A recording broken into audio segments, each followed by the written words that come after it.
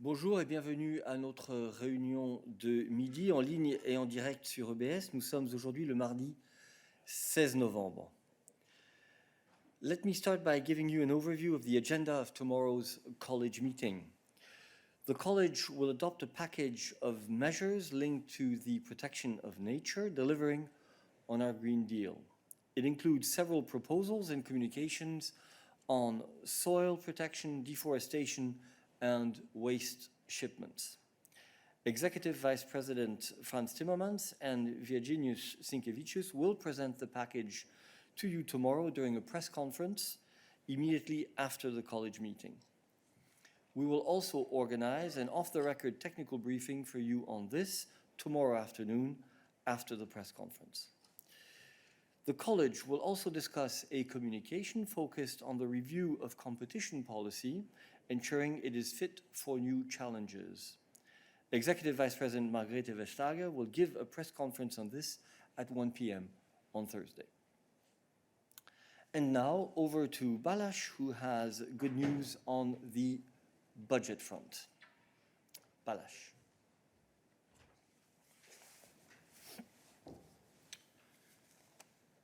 Bonjour. Donc, nous nous félicitons du fait qu'hier soir, le Parlement européen et le Conseil sont parvenus à un accord politique informel sur le budget de l'Union européenne pour 2022. L'accord porte sur des engagements à hauteur de 169,5 milliards d'euros et sur des paiements à hauteur de 170,6 milliards d'euros. Une fois adopté, le budget permettra à l'Union européenne de continuer à lutter contre la pandémie et ses conséquences, de stimuler une reprise durable, ainsi que de protéger et de créer des emplois.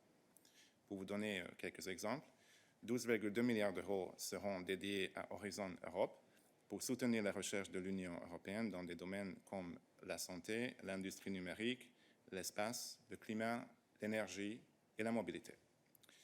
839,6 millions d'euros seront alloués au programme EU for Health afin de soutenir l'Union européenne de la santé et d'apporter une réponse globale aux besoins des citoyens européens en matière de santé. 1,2 milliard d'euros ira au Fonds pour une transition juste en vue d'assurer la transition vers la neutralité climatique pour tout et 755,5 millions d'euros au titre du programme LIFE en faveur de l'environnement et de l'action pour le climat. 1,1 milliard d'euros sera destiné au Fonds Asile, Migration et Intégration, ainsi que 809,3 millions d'euros en faveur du Fonds pour la gestion intégrée des frontières, afin d'intensifier la coopération en matière de gestion des frontières extérieures et de renforcer la politique en matière de migration et d'asile, qui prévoit également des fonds supplémentaires pour les engagements en matière de réinstallation. 25 millions d'euros de ces derniers fonds seront affectés à la protection de la frontière avec la Biélorussie. Vous trouverez plus d'informations dans un communiqué de presse en ligne.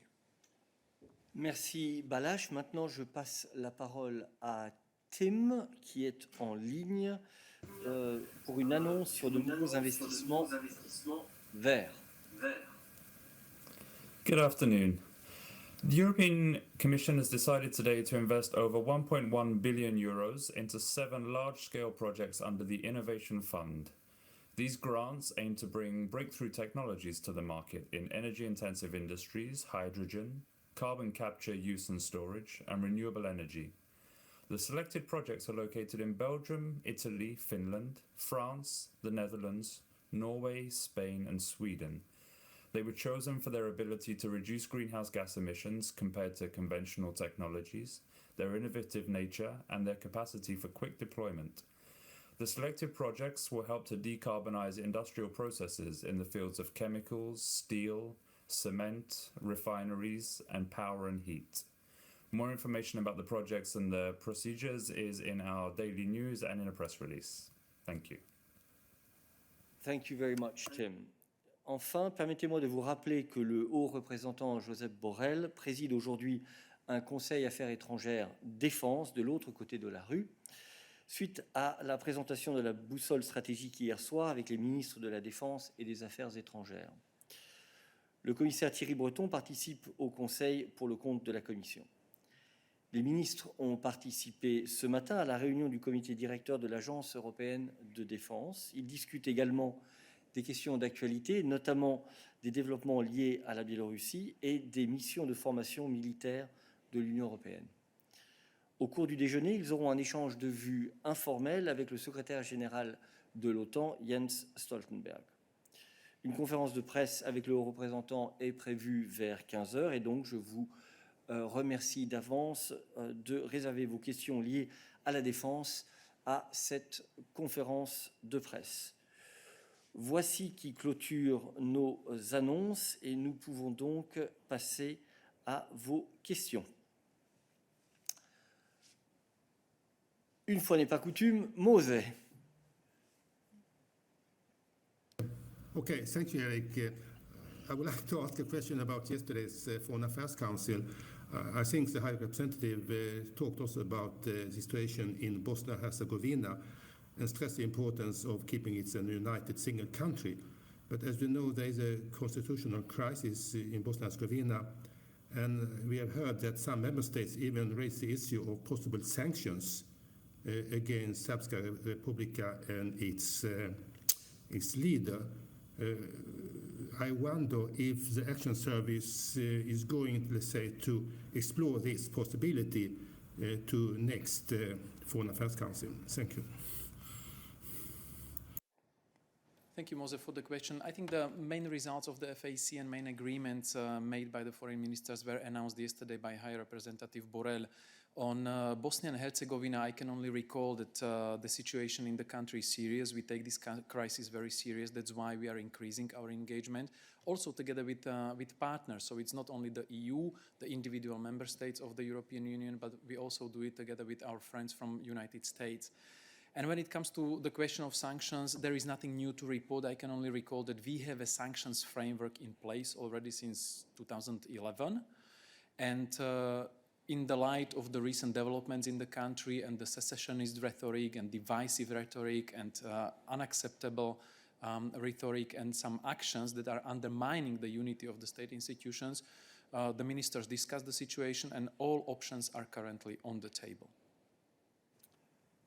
Thank you very much. Are there other questions on Bosnia and Herzegovina for Peter? Please only keep your hand raised in the Interactio if your question concerns this topic. Okay, I see one hand raised. Moritz is on this. Go ahead. Excuse me. It is not on Bosnia. I'm sorry. I wanted to put my hand down for Bosnia. It's a different topic. Okay. All right. Thanks. So I see no further questions on this. Are there other questions for Peter on foreign affairs for us today? So Moritz, you have a question on foreign affairs then. Affairs, and it's on Nord Stream 2. The decision by the German regulators to suspend the certification of Nord Stream 2 AG for now. I would be interested in a reaction by the Commission to this decision and which conditions, in your point of view, have to be met in order to give approval to the operation of the pipeline. And lastly, do you worry that this will exacerbate the energy crisis in Europe? Gas markets are reacting quite negatively to this announcement. Gas prices are up by about 10%. Thank you. Thank you, Moritz. Well, this is certainly not really a foreign affairs question, but since nobody else has raised their hand for a foreign affairs issue, we'll consider this chapter closed and move over then to energy. And I pass the floor to Tim on this question. Hi there. Hi again. Yeah, so thanks for the question, Moritz. I don't have very much that I can say at this stage. So the Commission takes note of the decision which was announced this morning by the Bundesnetzagentur, which is part of the ongoing national process as part of the certification of the Nord Stream 2 pipeline. As you know, when that process has been completed by the German regulator, they will submit a draft certification decision to the European Commission, and at that stage, it will be over to us to have our say on the issue. But for now, we can simply take note of the ongoing process in Germany and have nothing to add. I'm certainly also not going to speculate on what this means for markets and prices. That's just not something that we do. Thank you. Let me make clear that we certainly are not going to be commenting every step of the way on the process underway in Germany when it comes to the certification of Nord Stream 2. As to energy prices, you know what the position of the European Commission is on this. We presented a communication on this, which was then the subject of discussions in the European Council. Other questions on this issue? David. Oui, merci Eric. C'est pas un commentaire que je vous demande. C'est juste I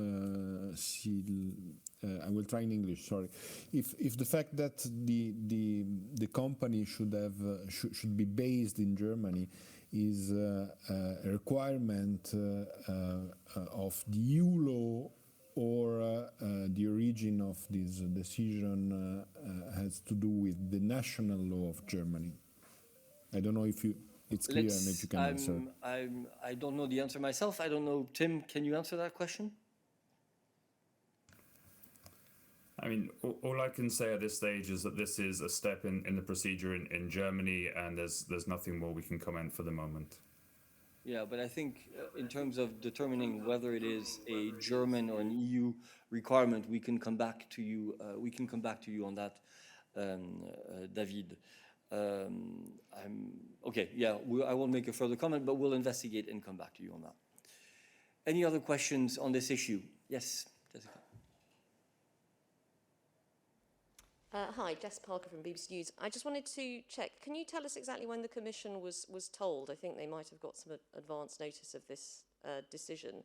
And is there any indication you can give us as to what the knock-on effect will be for when the certification will pass into the Commission's hands? Well, I'm not sure that the German regulator has to inform us of every step of the way, but let's check with Tim. I don't know if they were obliged to inform us, but they did inform us as a courtesy, so we were aware just shortly before the decision was taken. In terms of what it means for the process and that 4-month clock, you would again have to check with the German regulator how they see that having an impact on the process.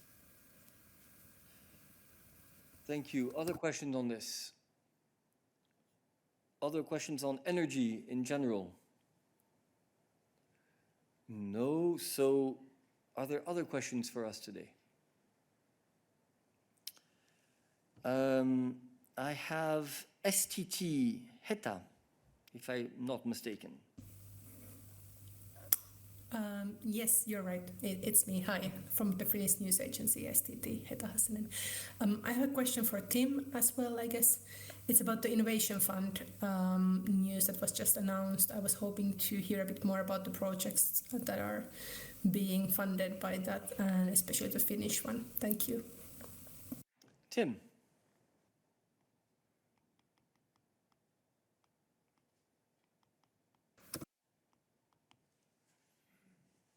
Notes and to find my speak button at the same time on this.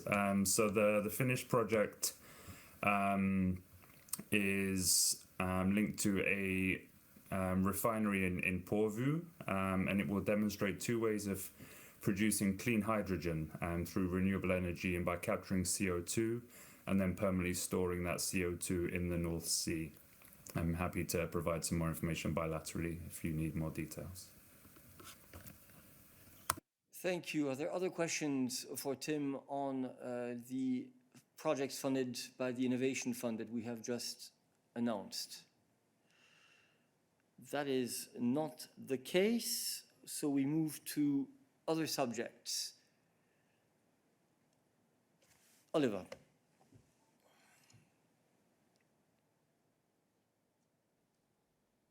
Hi, Eric. Well, maybe I'll take this off, then it's clearer. Just a question, is there any update, any new movements on the Polish and Hungarian plans? And staying geographically in that corner of Europe, the Polish government now announced it's going to build a wall on the border with Belarus. The Commission always said it's not going to fund walls. Lots of ministers of about a dozen or more countries say they should. At the same time, you still have no access to the border. So basically, you're currently, politically speaking, in a lose-lose proposition. You have no access, neither the Commission nor Frontex nor anyone else, to the border. And at the same time, your tenet that the EU budget should not fund walls has no impact on walls being actually erected on the border. What do you make of this situation? And do you plan to put pressure on the Polish government to actually let either somebody from the Commission or from Frontex or from the Asylum Support Office get access to the border and sort of get your own assessment of what's really happening there? Thank you. Oliver. Thank you, Oliver. On your first question, the answer is that contacts continue on the national plans of both Poland and Hungary, but we have nothing new to report. On the second question, let me remind you that we have said that EU funds, our position is that EU funds should not be used to construct walls, which is not the same as saying that physical barriers cannot be built. But on contacts with the Polish authorities, let me pass the floor to Adalbert.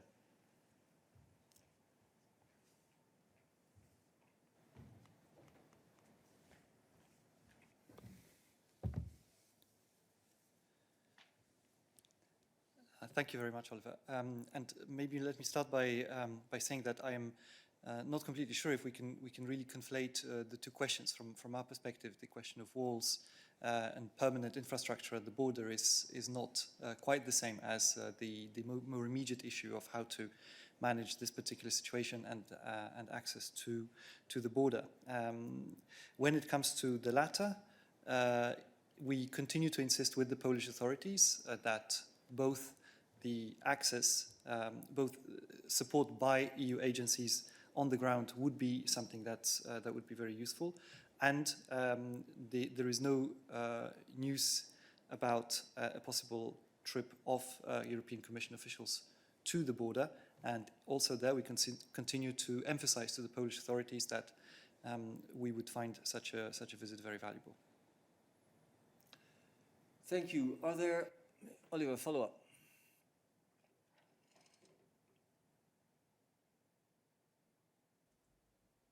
Thank you. Well, I would posit that these two questions are related politically insofar as it's obvious that at least the Polish government doesn't want the European Commission to have anything to do with how it's running things on its border. And you could very well argue that this is sort of not very supportive to your own assumption that the European Commission should actually, be in the driving seat of external border policies and so forth. I have a related question to that.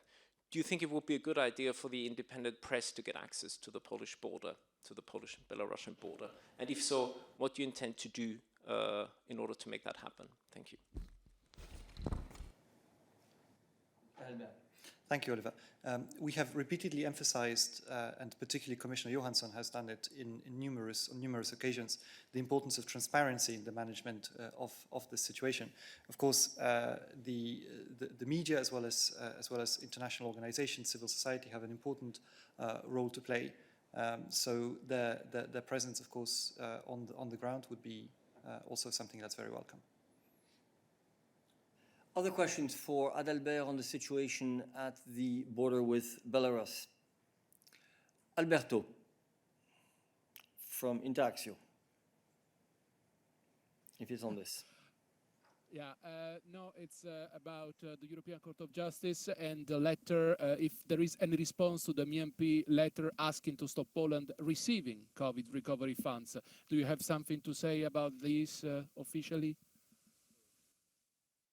It's not a question for Adalbert, but since it's linked to the question which Oliver asked, let me say that we indeed I can confirm receipt of the letter and will answer in due time. And as I said in my answer to Oliver, we are in contact, of course, with the Polish authorities. The discussions continue, but there is nothing that we can add at this stage. Are there other questions for Adalbert on the situation at the border with Belarus?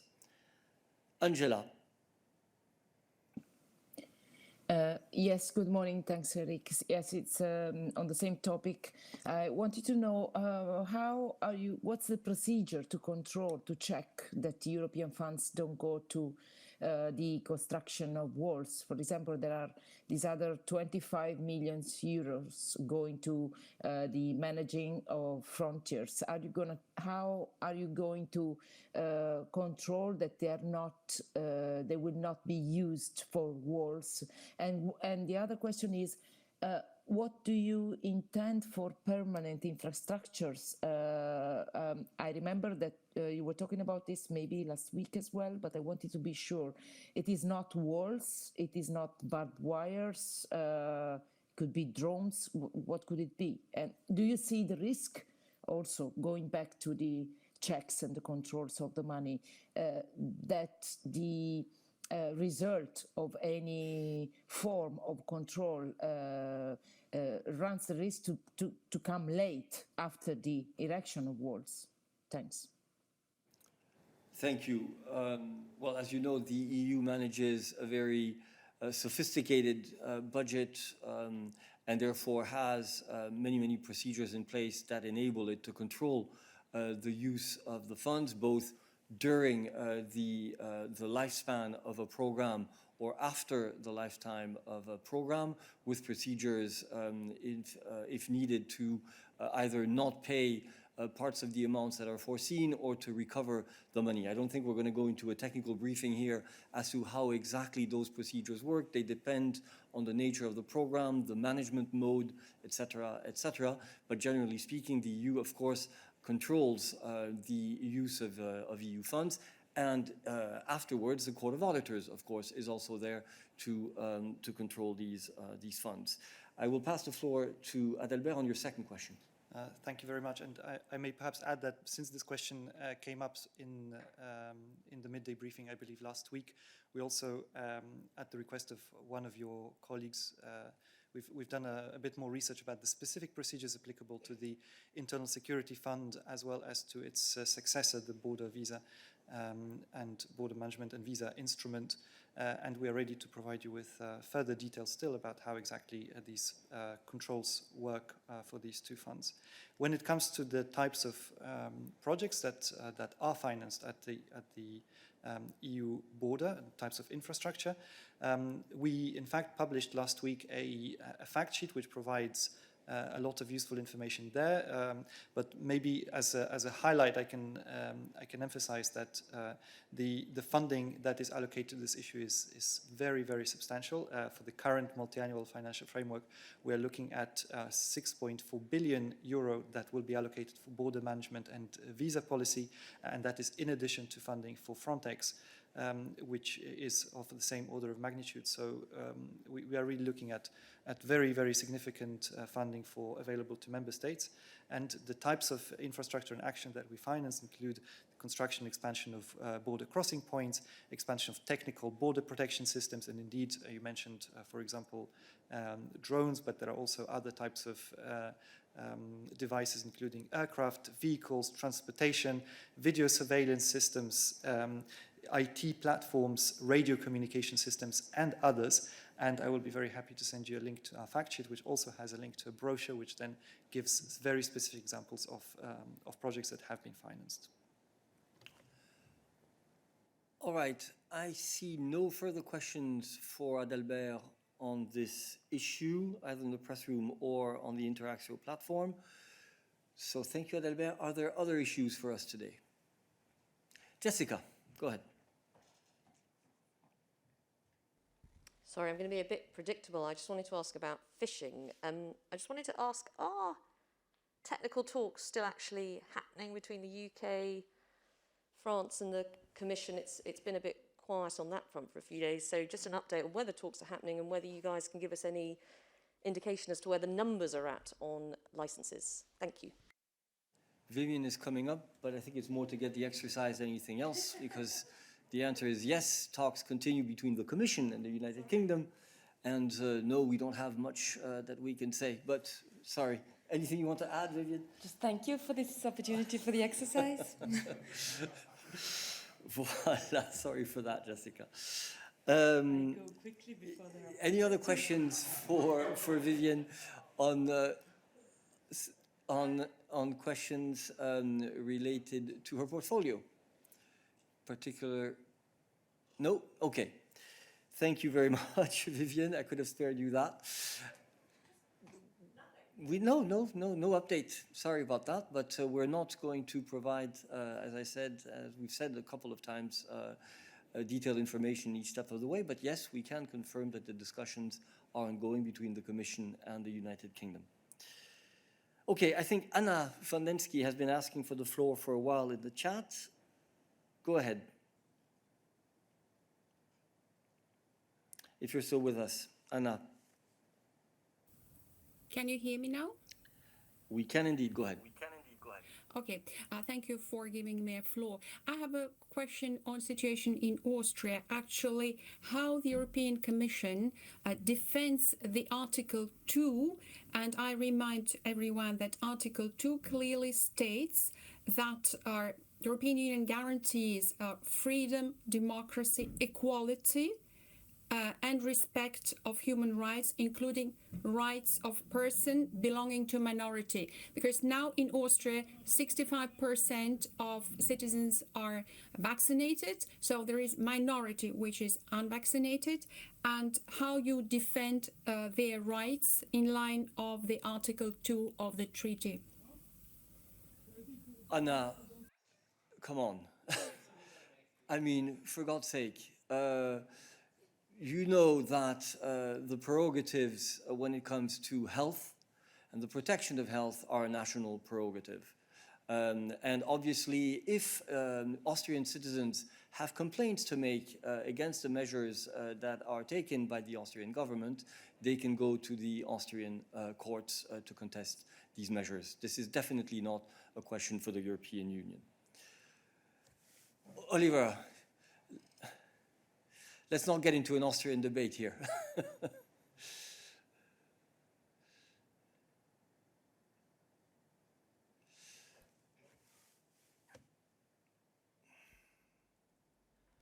May I just add, Eric, these people can go to the judicial institutions. Maybe they'd prefer going and getting the bloody jab, okay? Because you can get it for free. They should simply get vaccinated if they can. Thank you. Oliver, I'm sorry. The press room is not a place where we have debates among journalists. Okay, you're here to ask questions. We're here to provide answers as far as we can. I understand of course, the sensitivities, but let us make sure we continue operating that way. Anna, you have a follow-up. Yes, thank you. But that is not clear for me why the minorities are reduced only to LGBT, because the European Commission was very strong on Hungary, for example, in protection of this particular Article 2 of the treaty. And now you treat differently the Austrian minority, although they are also minority, and they are also in their right, because nobody could take away their right for dignity, freedom, democracy, equality, and why you treat people in these different countries so differently. Because they both are Europeans, they both are European Union. And one case, you are very strong supporting minorities if it is LGBT, and the other case is other minority, but you exclude them from minority list. For me, it's Thank you, Anna, but I have nothing to add to what I said before.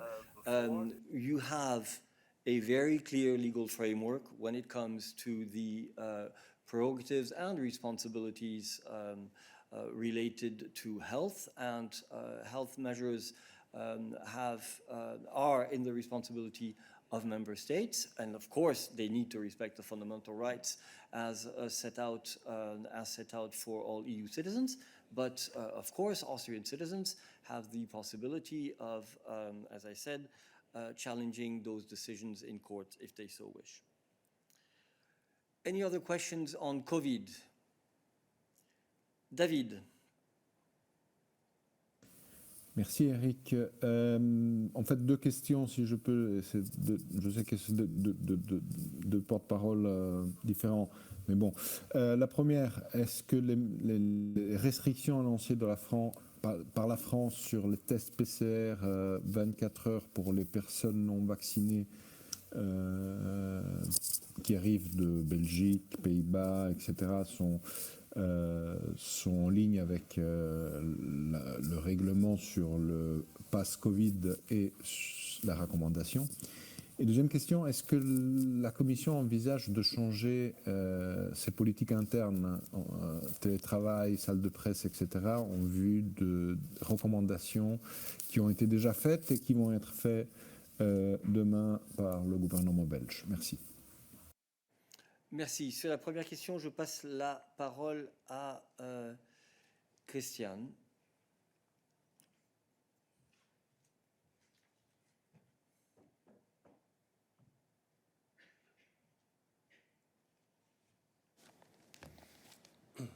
Oui, bonjour David, merci pour ta question.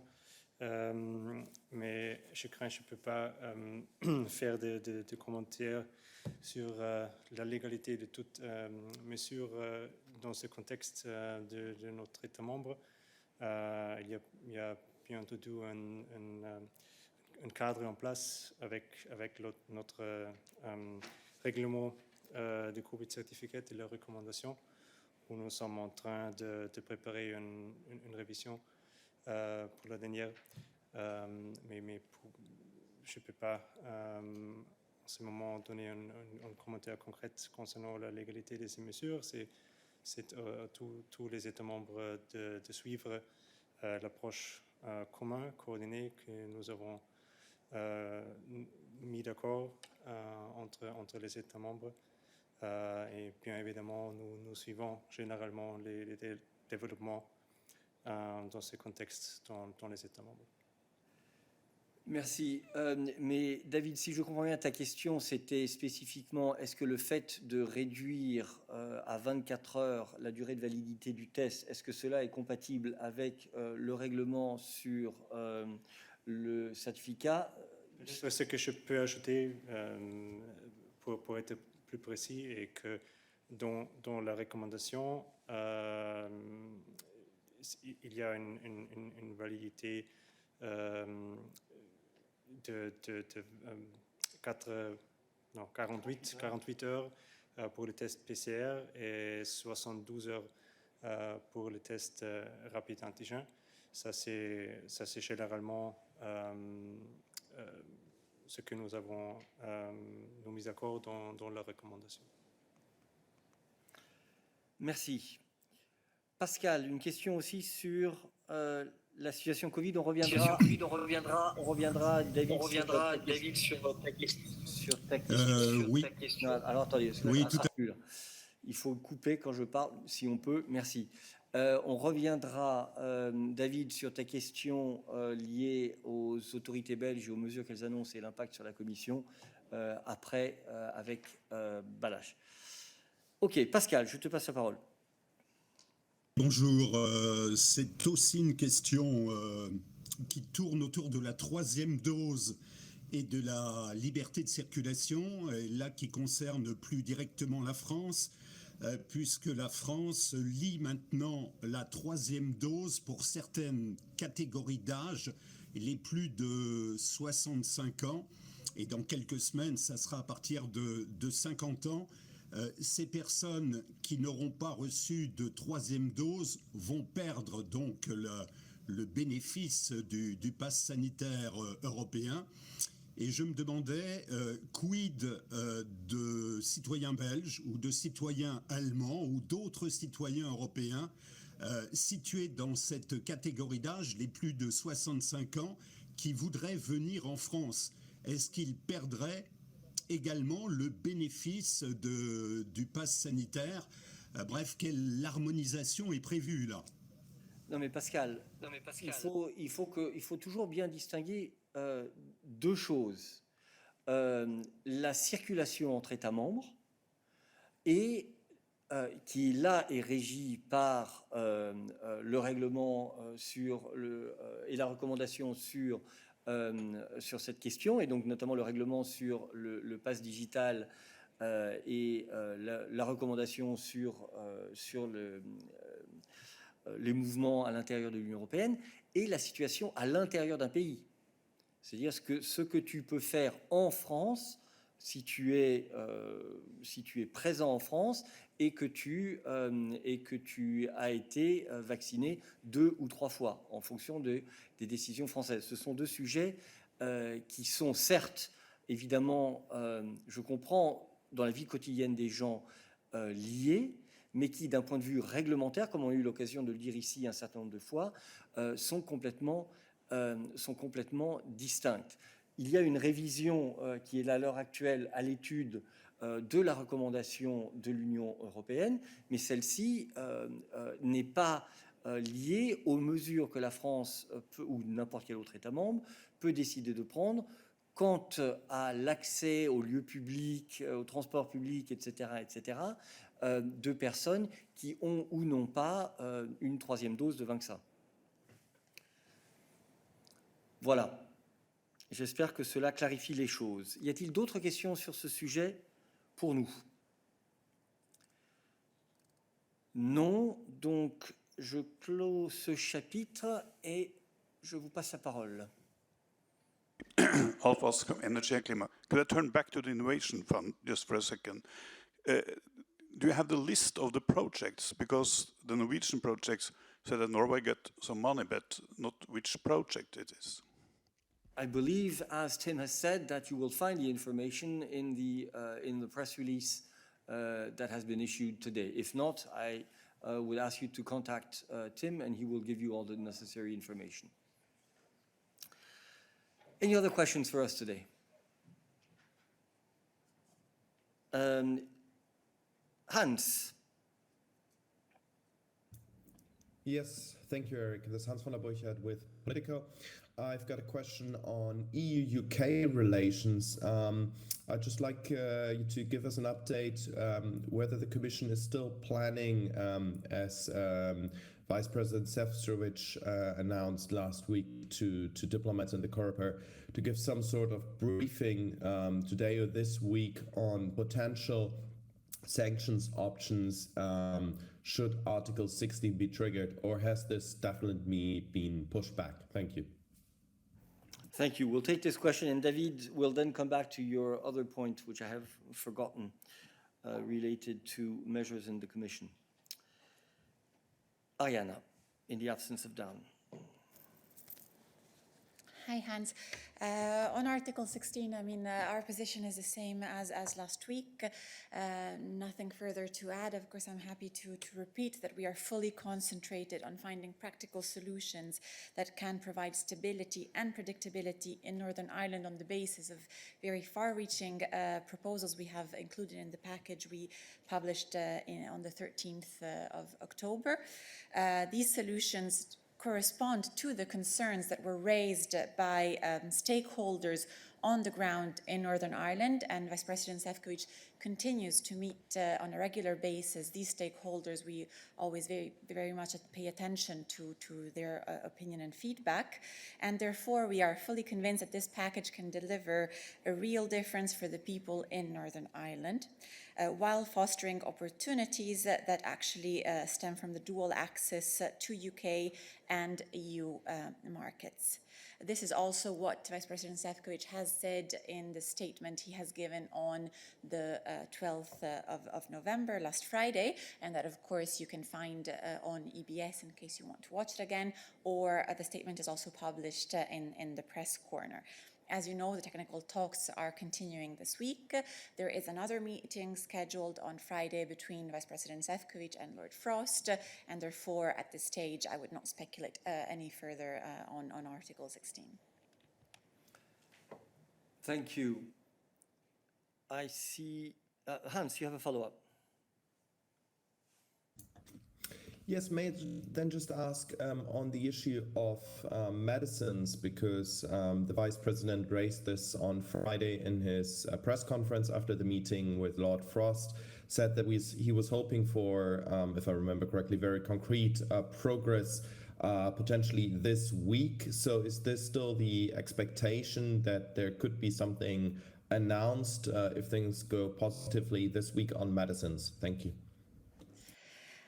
I'm afraid I cannot prejudge any announcement. What is absolutely correct is that indeed medicines is a very important topic in the mind of people in Northern Ireland, and of course in our mind as well, as Vice President Šefčovič has reiterated on Friday. We are convinced that the issue of medicines can be considered as a sort of example on how to approach and solve together issues on the outstanding issues. So on the process, if we do manage to reach an agreement on medicines, we believe that this can then, sort of be a model for tackling other issues as well. Therefore, the technical meetings that are taking place this week are particularly focusing on medicines, and we clearly hope there will be soon progress, but we will have to wait for the meeting on Friday to take stock of where we are in these technical talks that are ongoing at this time. Thank you. I do not see any other questions for Ariana on EU-UK relations. So I come back to Balázs for the question asked by David on Commission working methods in the context of the pandemic in view of the evolution of the situation and potential Belgian announcements.